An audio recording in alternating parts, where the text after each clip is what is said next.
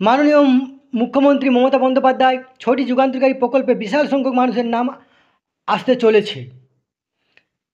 এই 6টি প্রকল্পে কি কি উল্লেখ করা হয়েছে এই নিয়ে আমরা আলোচনা করব। তার আগে আপনারা অবশ্যই আমার চ্যানেলটি সাবস্ক্রাইব করবেন। আসুন দেখুন, তাহলে এখানে দেখুন,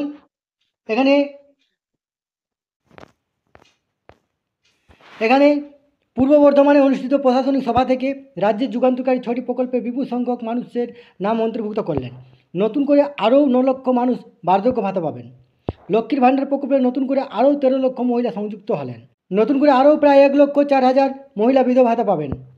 নতুন করে আরও প্রায় 7,000 মানুষ মানবিক ভাতা পাবেন। কন্যাশ্রী প্রকল্পে নতুন করে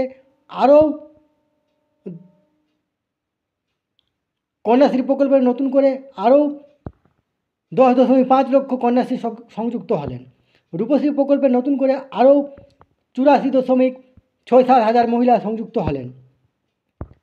এই তথ্যটি আপনাদের সাথে শেয়ার করলাম।